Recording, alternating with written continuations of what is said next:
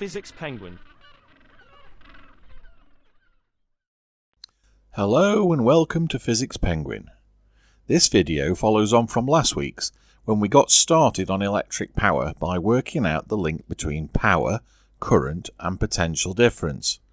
This week we will look at power again, but focus on energy and electric charge.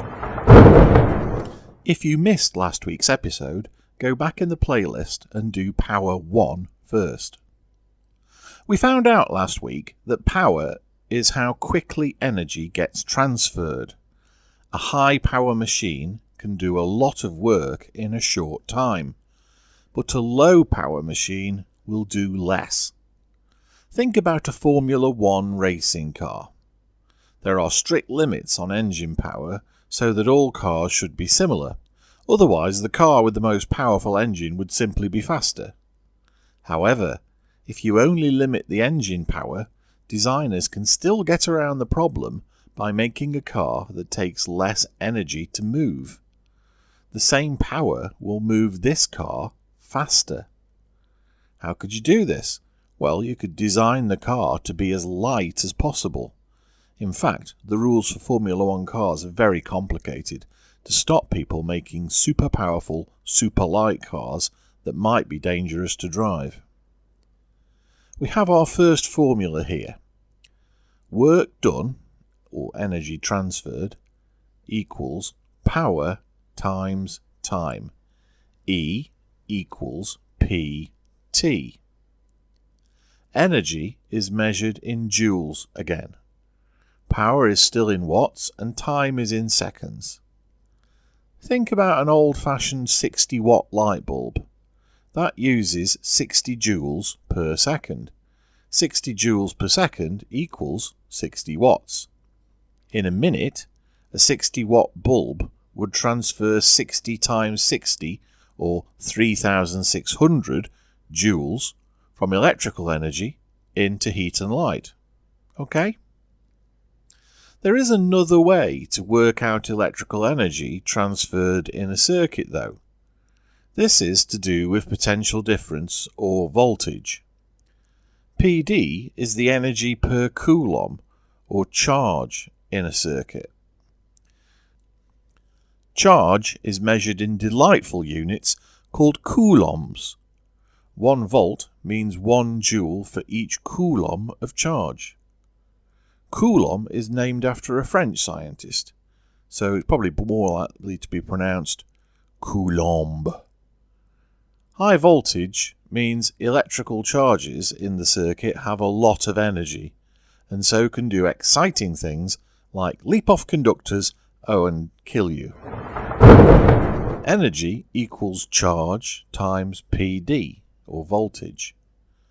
Don't forget that we now have a lot of formula, and charge equals current times time, Q equals IT. We could swap the charge from the energy equals charge times PD for Q equals IT, and that would give us energy transferred equals I times T times V. Hang on a minute. I times V is power, or P, so energy equals P times T, which is our first formula of today. Isn't maths wonderful? Please don't answer that. Well, I think we need now to have a bit of a go at these two versions of the formula. Download the worksheet from the video description and give it a go. We'll go over it when you're done. I'll just stand here and wait. No, I'm fine. I'm happy on my own. It's not like I need your company. Anyway, when you're done, restart the video and I'll go over the questions. Best of luck. Pause the video now, please. Welcome back. Let's go over those answers now. Question 1 wants power from energy and time. Power equals energy divided by time, which is 20 divided by 13.7, and that is 1.4598. So let's just round that up to 1.46 watts. Question 2 wants time from power and energy. Time will be energy divided by power, which is 40 divided by 500 equals 0.08 seconds. So basically, it doesn't take very long. Question 3 is a callback to the previous video. We want power equals energy divided by time and power equals current times voltage to deal with this. First work out power, which will just be 60 divided by 3.4, and that's 17.6 watts. Now we want the PD, and power equals I times V, so V, the PD, is power divided by current, 17.6 divided by 0.25. Cheap trick here, if you need to divide by a fraction, like we do here, turn the fraction upside down and multiply. Either way, we'll end up with 70.6 volts, which I'd probably round up to 71 volts. Question 4. This is just to check that you get the idea of power. More power means more energy per second. In the case of the loudspeakers, that makes the high power speakers louder. Sorry about that. Question 5. Our old friend, the table question. We need energy equals charge times PD and power equals energy divided by time. We're going to use those pretty much each time. Remember, work is just another word for energy. In line A, energy equals charge times PD, which is 100 times 5, which is 500 joules. Power is energy divided by time, which is 500 divided by 5, which is 100 watts. In line B, energy equals charge times PD again. So PD is energy divided by charge, and that's 1000 divided by 20, which is 50 volts. P, the power, is energy divided by time, so time will be energy divided by power, and that's 1000 divided by 500, that's just 2 watts.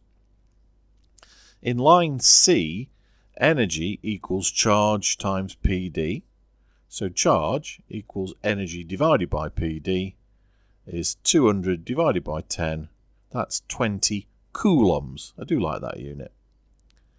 Power equals energy divided by time. 200 divided by 10 equals 20 watts. And line D, energy equals charge times PD. 60 times 12 is 720 joules. That was easy. But then power equals energy divided by time. But we want time, which is energy divided by power. So that's 720 divided by 360. Oh, look, it's exactly 2 seconds. And finally, line E, power. This is energy divided by time. So energy equals power times time, which is 30 times 60, which is 1,800 joules. Energy is charge times PD.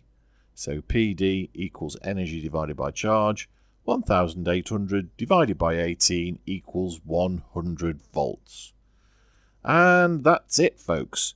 You might want to go back over this video and the last one because there's quite a lot of content in it.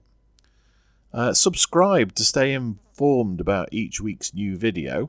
But until then, this is Physics Penguin saying ta-ta.